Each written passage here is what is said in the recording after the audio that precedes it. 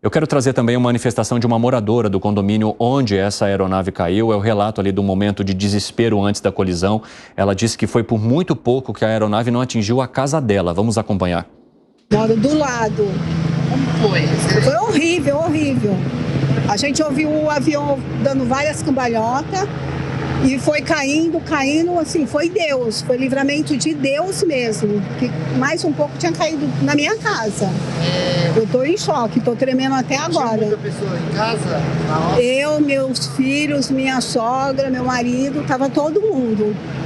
Foi horrível, horrível. Puxa vida, tá aí o relato da Edna Barbosa, né, moradora ali do local. É um condomínio ali no bairro de Capela, em Vinhedo, aqui no interior de São Paulo. E houve também a preocupação da possibilidade dessa aeronave ter atingido casas com pessoas que estivessem dentro. Mas pelas imagens, e isso, claro, depois vai sendo trazido né, de uma maneira mais transparente, a partir das informações sendo checadas e confirmadas pelas autoridades. Mas a impressão que dá é que a aeronave pegou boa parte de um jardim ali que fica entre as casas deste condomínio. Então, essas são as informações que temos até agora. Fábio Piperno, quer fazer alguma pergunta?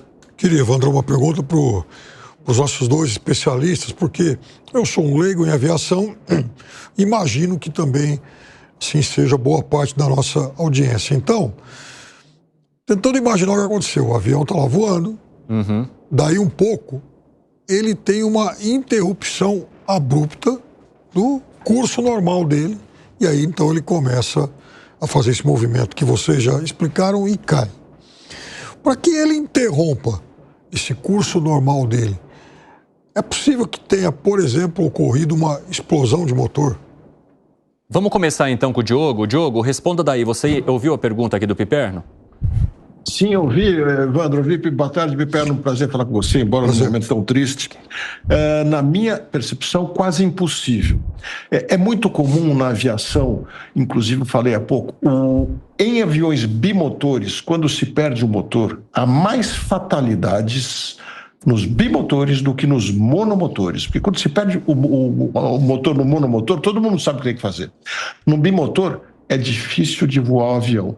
Mas isso é muito comum na aviação geral, onde o treinamento muitas vezes não é dado de maneira adequada. Na aviação comercial, na linha aérea, os pilotos são muito treinados para voar em monomotor e rarissimamente são pegos de surpresa pela inexperiência. Então não vejo essa possibilidade, não.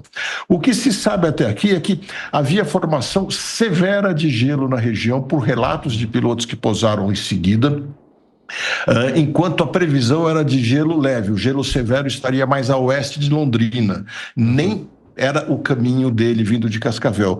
Então, é muito provável que no relatório final a formação de gelo nos bordos de ataque e áreas aerodinâmicas do avião seja um fator contribuinte, mas nunca uma causa única, um fator contribuinte. Muitos fatores ocorrem.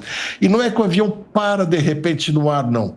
Ele vai perdendo velocidade por alguma razão, ou capacidade de voar, porque se forma muito gelo nas asas, por exemplo, as asas perdem a capacidade de sustentar o avião. O que faz o avião voar não é o motor, mas sim as asas. O motor faz ele ganhar velocidade. E aí, quando ele vai perdendo essa velocidade, ele chega num ponto, nesse avião, grosso modo, 160, 180 km por hora, ele perde a capacidade de voar e aí ele vira mais ou menos uma folha de papel muito pesada, e por isso veio caindo nesse parafuso chato.